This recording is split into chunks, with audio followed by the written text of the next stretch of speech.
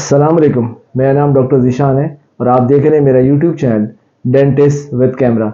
आज का जो हमारा टॉपिक है वो है what are the causes of sensitive teeth, यानी क्या क्या कंडीशंस और क्या क्या कॉजेज़ हैं दांतों में ठंडा गर्म लगने की। तो सबसे पहले हम डिस्कस करेंगे कि क्या क्या कॉजेज़ हैं ठंडा गर्म की, और उसके बाद हम ये इसका ट्रीटमेंट भी बताने की कोशिश करेंगे। तो सबसे पहले हम डिस्कस कर लेते हैं कि क्या क्या कॉजेज़ हैं सेंसिटिव टीथ के। तो सबसे पहले जो कॉज है वो है using too much mouth washes, यानी माउथ वॉश जो होते हैं, जो लिक्विड टाइप के सोल्यूशन आते हैं जिससे हम दांतों में कुल्ली करते हैं, माउथ वॉश। अगर उस तरह के माउथ वॉश, मिंट वाले माउथ वॉश का इस्तेमाल बहुत ज़्यादा किया जाए तो उस माउथ वॉश के यूज़ की वजह से भी दांतों में ठंडा गर्म लगना शुरू होता है। इसके अलावा टू मच वाइटनिंग टूथपेस्ट, यानी ऐसे टूथपेस्ट जिससे दांतों को सफ़ेद किया जाता है, उसमें अब्रेसिव मटेरियल मिले हुए होते हैं। तो अब्रेसिव मटेरियल जो होते हैं दांतों की एनामल को रफ कर देते हैं और टाइम के साथ साथ उनको सेंसिटिव करते जाते हैं, यानी वो घिस देते हैं। और ज़्यादा टूथपेस्ट यूज़ करने की वजह से, जिससे वाइटनिंग यानी सफ़ेद करने के टूथपेस्ट उनको ज़्यादा यूज़ किया जाए तो दांतों में सेंसेशन बढ़ जाती है।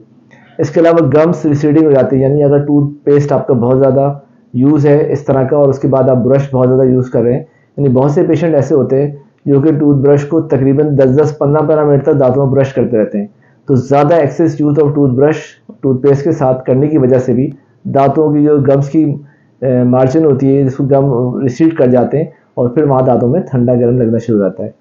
इसके अलावा जो है वो ईटिंग ऑफ एसिडिक फूड्स, यानी ऐसे खाने जिसमें बहुत ज़्यादा एसिड होता है, जैसे मीट है, गोश्त हैगा, फिश है। इसके अलावा डेयरी प्रोडक्ट्स हैंगे जैसे मक्खन, दूध, पनीर, इस तरह के प्रोडक्ट्स। शुगर का इस्तेमाल बहुत ज़्यादा करना, चॉकलेट वगैरह का इस्तेमाल बहुत ज़्यादा इस्तेमाल करना, या टी, कॉफ़ी, इस तरह की चीज़ें इस्तेमाल करने से भी एसिडिटी बढ़ जाती है और उसके बाद मुंह के अंदर सेंसेशन बढ़ सकती है दांतों में। इसके अलावा कोई भी आपने रिसेंट डेंटिस्ट के पास जाकर ट्रीटमेंट कराया हो और ट्रीटमेंट के बाद आपको सेंसेशन बढ़ गई हो, जैसे डेंटल स्केलिंग होती है, दांतों की सफाई कराने के बाद भी सेंसेशन बढ़ जाती है। इसके अलावा पॉलिश, ब्लीचिंग दांतों की जो होती है उसमें भी, उसके बाद भी उसके साइड इफेक्ट ये हो सकते हैं कि दांतों में ठंडा गर्म लग सकता है।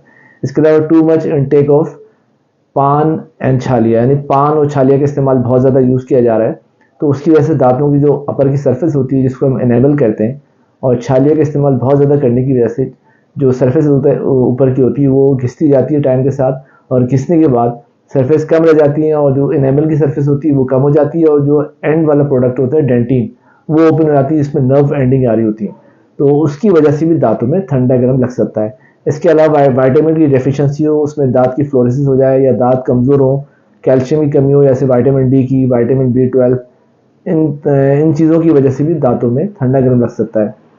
और इसके अलावा लास्टली हम ये डिस्कस करेंगे डेंटल कैरीज अनट्रीटेड हो, यानी दांतों में कैविटी हो गई, सुराख हो गया, दांत गल गया है और उसका आप ट्रीटमेंट नहीं कर रहा, पेशेंट इस्तेमाल किया जा रहा है, मुंह ऐसी दांत से खाया जा रहा है, पिए जा रहा है, तो बाय द टाइम एनामल की सरफेस अगर चिप पहुँच जाती है और फिर उस सेंसिटिव एरिया जहाँ पर नर्व एंडिंग आ रही थी दांत की, वो ओपन हो जाती है, जिसके बाद ठंडा गर्म लगना शुरू हो जाता है। तो ये तो हमने डिस्कस किया कि क्या क्या कॉजेज़ थे जिसकी वजह से दांतों में सेंसिटिविटी बढ़ जाती है, यानी ठंडा गर्म बढ़ जाता है। अब हम इसका हल या ट्रीटमेंट क्या हो सकता है? ट्रीटमेंट ये हो सकता है कि जिससे अगर टू मच माउथ वॉश, जैसे मैंने डिस्कस किया था कि माउथ वॉश का इस्तेमाल बहुत ज़्यादा कर रहे हैं, तो टू मच अगर माउथ वॉश इस्तेमाल कर रहे हैं तो उसको आप रोकें, माउथ वॉश का इंटेक कम कर दें, और ख़ासतौर पर ऐसे माउथ वॉशेस जो कि मिंट फ्लेवर को, उसको बिल्कुल रोकें ताकि सेंसेशन कम हो जाए। इसके अलावा जो एसिडिक फूड का डिस्कस किया था मैंने, सेकेंडली के ऐसे खाने जिसमें एसिड ज़्यादा होता है, जैसे मीट है, फिश है, या डेयरी प्रोडक्ट्स हैं, शुगर इंटेक या कॉफ़ी या चाय है, इसको आप कम कर दें एटलीस्ट कुछ दिन तक, ताकि दांतों की सेंसेशन कम हो जाए। इसके अलावा टू मच ब्रशिंग जो लोग करते हैं, जैसे ब्रश कर रहे हैं 10-10, 15 मिनट तक मैंने डिस्कस किया था, उसको कम करें, 2-3 मिनट, 4 मिनट तक टूथ ब्रश करें ताकि दांतों की सरफेस कम से कम घिसे और फिर सेंसेशन भी ना हो दांतों में। इसके अलावा रिसेंट ट्रीटमेंट जो होता है, बताया मैंने आपको, स्केलिंग, पॉलिशिंग, ब्लीचिंग वगैरह करते हैं, तो उसमें ये होता है कि टाइम के साथ सेंसेशन कम हो जाती है। और ऐसा ना हो तो फिर आप डेंटिस्ट से कंसल्ट करें कि भाई आपसे मैंने स्केलिंग या पॉलिशिंग या ब्लीचिंग करवाई थी और दांतों में फिर भी ठंडा गर्म लग रहा है, तो फिर फर्दर इसका क्या ट्रीटमेंट हो सकता है। इसके अलावा टू मच इनटेक ऑफ पान, छालिया अगर कर रहे हैं तो उसमें ये कि छालिया का इनटेक बिल्कुल कम कर दें। पान अगर आप ले रहे हैं, दिन में 5-6 पान खा रहे हैं, उसको कम करें, 1-2 पान पर आए, और बेहतर तो ये रहेगा कि इन चीज़ों को कम से कम इस्तेमाल किया जाए। इसके अलावा मैंने डिस्कस किया था कैल्शियम की कमी होती है, तो उसमें कैल्शियम में विटामिन डी का इंटेक बढ़ाएं, विटामिन B12 लें, ऐसे फ्रूट्स फल लें जिसमें विटामिन डी हो, विटामिन B12 हो, दूध का इंटेक बढ़ाएं ताकि जो दांतों की वीकनेस है जिससे ठंडा गर्म लग रहा है वो कम हो जाए। और लास्टली मैंने डिस्कस किया था डेंटल कैरीज यानी अनट्रीटेड, यानी दांतों में कैविटी हो गई, सुराख हो गया। तो लाजमी ऐसे पेशेंट्स जिनमें सेंसेशन बढ़ गई है वो लाजमी कंसल्ट करें डेंटिस्ट से, और अगर उसको ट्रीटमेंट की ज़रूरत है तो उसको ट्रीट कराएं। अगर दांतों में फिलिंग की ज़रूरत है तो फिलिंग कराएं, अगर उस पर कैप की ज़रूरत है तो कैपिंग कराएं, और अगर दांत बहुत ज़्यादा ख़राब हो चुका है उस पर रूट कैनाल हो सकता है तो रूट कैनाल करा के प्रॉपर कैपिंग कराएं। मतलब प्रॉपर एक ट्रीटमेंट करा के अपना मसले का हल सॉल्व करें। तो उम्मीद होगी कि आज का टॉपिक आपको पसंद आएगा। नेक्स्ट टाइम किसी और टॉपिक के साथ फिर हाजिर होंगे। जब तक के लिए अल्लाह हाफिज़।